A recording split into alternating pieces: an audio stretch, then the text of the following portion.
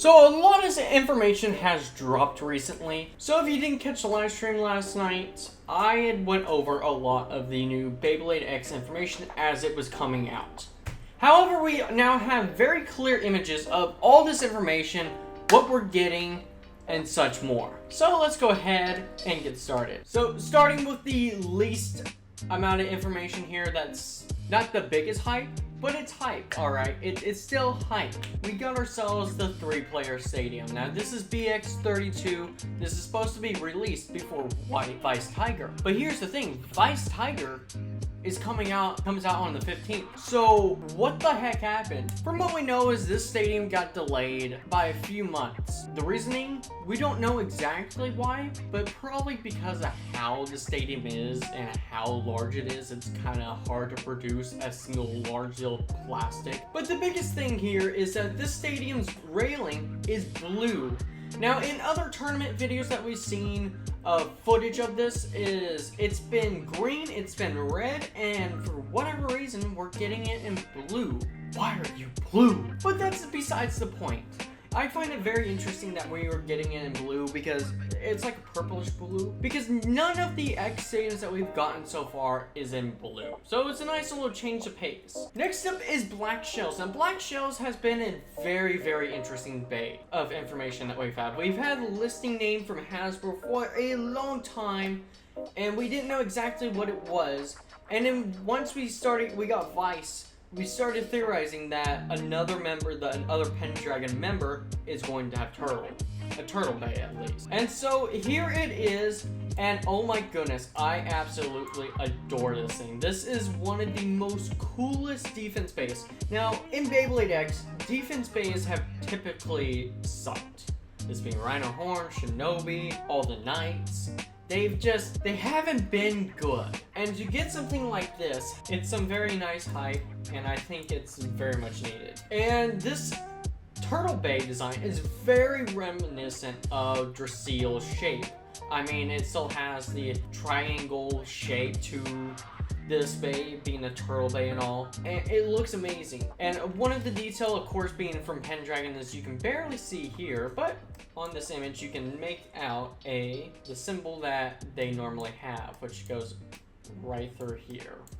This Beyblade does come in BX35 as a random booster, and honestly, this random booster is really freaking goated. For the bays that we get is, we get 2 Black Shells, we get a Phoenix, we get a Unicorn, a Wizard Rod, and a Viper Tail. Now what these bays come with are really interesting. So with the normal one, we get 460 dot, that's what the new driver stands for, is dot. The second one comes with 980. So we finally get the 980 ratchet height.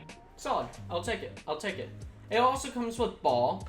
Alright. Unicorn Sting, which I really love this fiery blaze. It reminds me of Rapidash from Pokemon. Comes with 370, also comes with dot. The Wizard Arrow comes with 160, so we get another release of 160 here. And we get Rush. So Rush, we can finally get another bit that is Rush, and it's not locked away in a set of some sort. With Phoenix Wing, we get 580 Hex, which honestly awesome. We get another Hex bit. Lovely.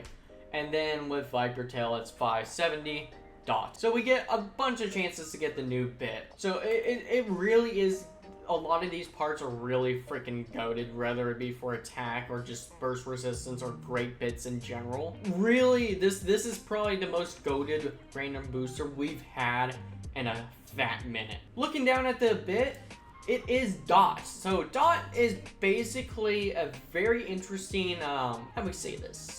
It's a very interesting driver. It's basically if you take needle and you put some bumps on it. Now, for competitive use, this could be really good for gripping onto the stadium, especially when the bay is just sitting in the center and another bay, X-Lines, hits it and it just grips onto the stadium enough where it doesn't ring out. This could be a really good defense bit to use. And as we see from the side profile of this bay, how jagged it is from the underneath. So this bay might have some good competitive use for like a speed down smasher attack combo. And of course, the biggest news of it all, Cobalt Dragoon. Yes, Dragoon has officially returned to Beyblade X, just not in the way you think, which is in the form of Cobalt Dragoon. And within a month of recording this video, so on July 13th, we will be getting this Bey, which is really cool. And just keeping the traditional Pendragon design, you can see on the neck here again, there is the symbol. Among this, we also get a new string launcher, which is a less spin string launcher,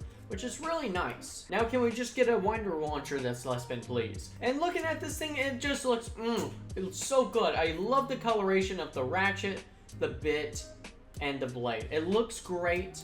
However, people have mentioned that this blade really looks like if you take two daggers, invert them, and just kind of move them slightly. And I can see what they're talking about there. Or also Dragoon GT, you know, it's a nice old reference to that. But I gotta say, the most interesting thing here is how the box is. Now, we got this little symbol up here. We don't necessarily know what this symbol is. It might just symbolize, hey, it's a less spin, but not 100% sure.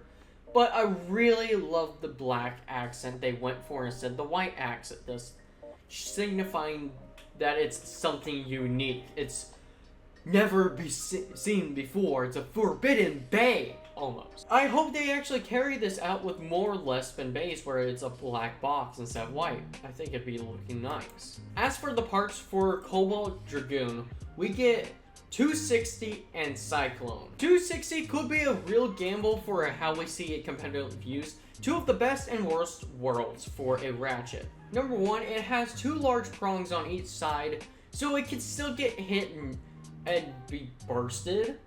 But on two other sides, it's completely smooth.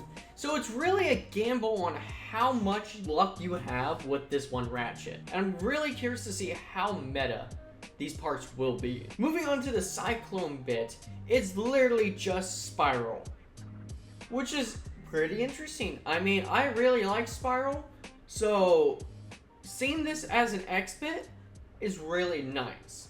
It's a nice change of pace from what we see for flat, low flat, rush, excel, all of those where it's just a basic hole flat, basically.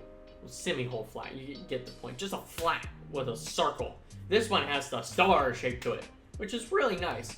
Ultimately, this Bey is like a embodiment of 3 different less spin Beys into this Meteor, Longinus, and Dragoon, all in this one Beyblade. But that's going to wrap up all of the information we currently have about the new Beyblade X news that we got. I'm really excited to see the competitive use and really hyped for the new less spin.